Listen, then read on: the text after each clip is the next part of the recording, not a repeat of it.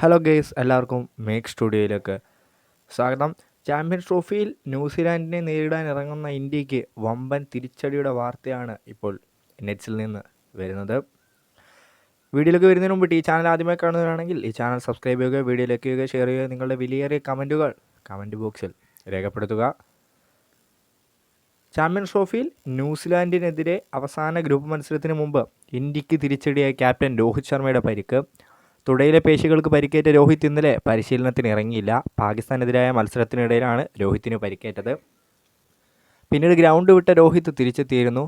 ഇന്ത്യക്കായി innings open ചെയ്യുകയും ചെയ്തു. ഇന്നലെ ഇന്ത്യൻ ടീം പരിശീലനത്തിന് ഇറങ്ങിയപ്പോൾ രോഹിത് ബാറ്റിംഗ് പരിശീലനത്തിന് ഇറങ്ങിയില്ലെന്ന് ക്രിക്ബസ് റിപ്പോർട്ട് ചെയ്യുന്നു.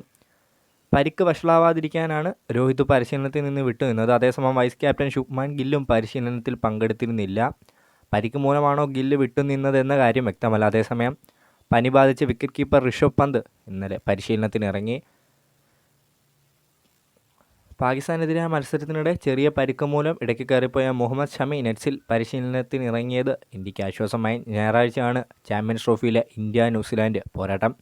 ഇരു ടീമുകളും നേരത്തെ സെമിയിൽ എത്തിയെങ്കിലും ജയിക്കുന്ന ടീമിന് ഗ്രൂപ്പ് ചാമ്പ്യന്മാരാകാം.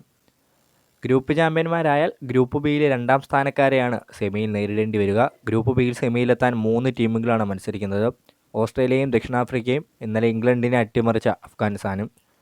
ഓസ്ട്രേലിയ ദക്ഷിണാഫ്രിക്ക മത്സരം മഴ മുടക്കിയതിനാൽ ഇരു ടീമുകൾക്കും 3 പോയിൻ്റ് വീതവും അഫ്ഗാനിസ്ഥാന് 2 പോയിൻ്റുമാണുള്ളത്. ദക്ഷിണാഫ്രിക്ക ഇംഗ്ലണ്ട് പോരാട്ടത്തിൽ ദക്ഷിണാഫ്രിക്ക ജയിച്ചാൽ അവർ സെമിയിലെത്തും.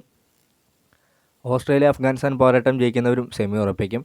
ദക്ഷിണാഫ്രിക്ക ഇംഗ്ലണ്ടിനോട് തോൽക്കുകയും ഓസ്ട്രേലിയ അഫ്ഗാനിസ്ഥാനെ തോൽപ്പിക്കുകയും ചെയ്താലും ഓസീസും ദക്ഷിണാഫ്രിക്കയും സെമി കളിക്കും.